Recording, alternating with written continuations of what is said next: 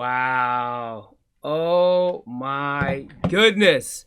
I had no idea what I was getting myself into. That was absolutely amazing. Trying to get to the next scene here, guys. There we go. All right. Wow. Thank you so much for suggesting that we listen to that song. That was an insane journey through like different genres and time signatures and just a ton of fun. Mike Portnoy, I know, is the drummer for that band. Who knows how big his drum set really is? Please comment below if you can tell me how many toms he has on his kit for this show. I think I counted like 8, 9, 10, something like that. Absolutely crazy. I love their sound, love their songwriting. It is way above my head, just whoop, but I enjoy it, and that's what's important. Oh man.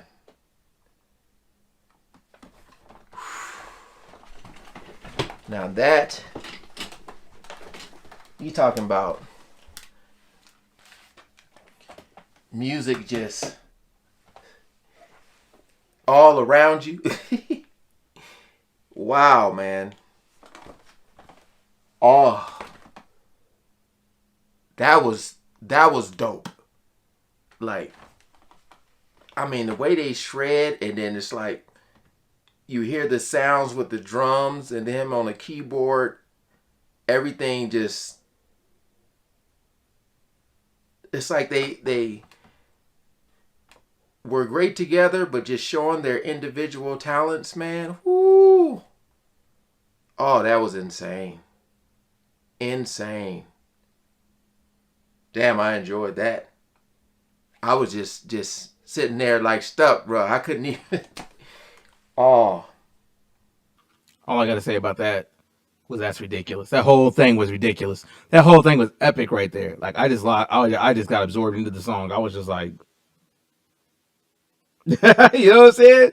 What else? What else can you do after something like that? Like you can't really do too much, but go to the next song. That song was ridiculous, and that's probably like not even the end of that show. You know what I'm saying? Like they probably had a little instrumental break just to vibe out, chill, do some songs that they, you know, like the thing with medleys like this, and y'all have to let me know either A, these are songs that are on albums already, and they're just doing snippets of them and put them together, or B, they're unreleased songs and or concepts that they just want to play and see what people react to and kind of get that stuff out of their system. You know what I'm saying? They get a chance to play it live, but know it's maybe not ever going to turn into a full song. So y'all have to let me know which one is the latter, because I haven't heard a lot of their music or their albums, so I don't know if these are like other songs that have been out or they're just snippets, kind of not snippets, but like snippets of songs that may not have been released, or riffs or concepts that they just wanted to kind of put out there.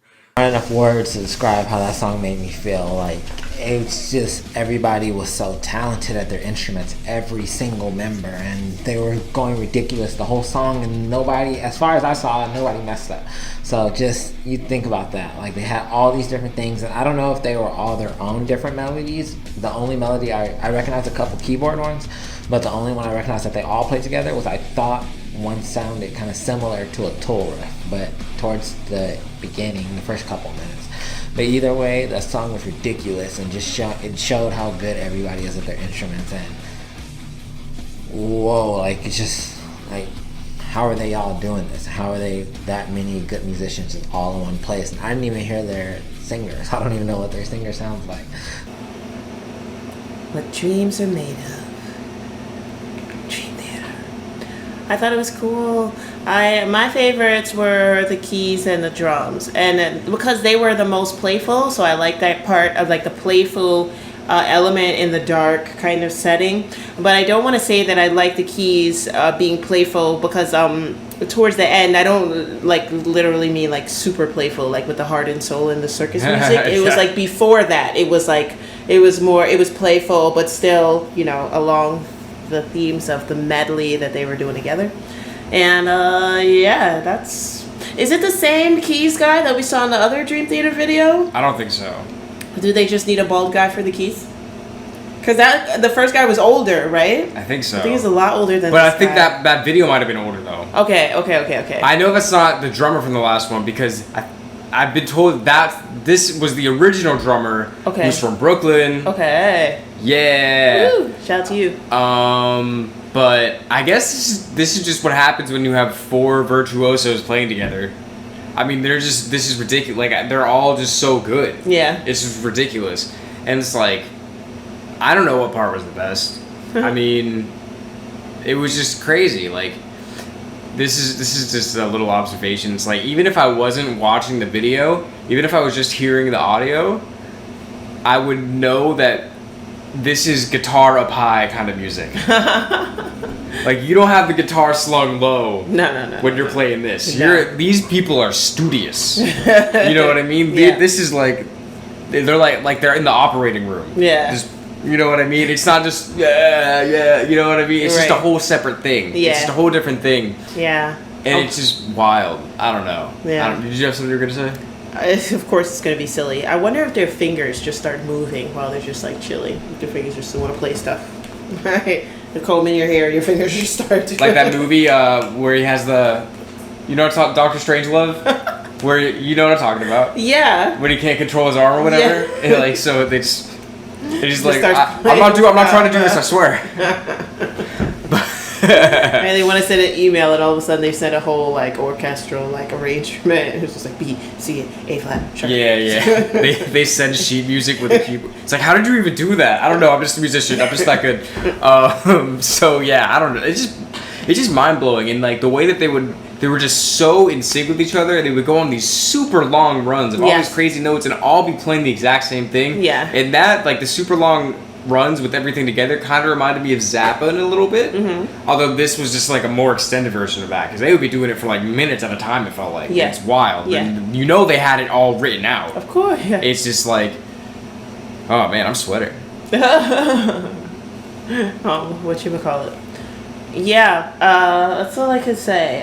I love, I mean, of course I love the song, the instrumental, but yeah, the keys and the drums, I've never seen, drummers are usually spirited people, but this drummer was like jumping up and down and hitting the cymbals and stuff like He was that. having a And good time. yeah, very theatrical, you know, so. I love when the drummer stands up. Yeah.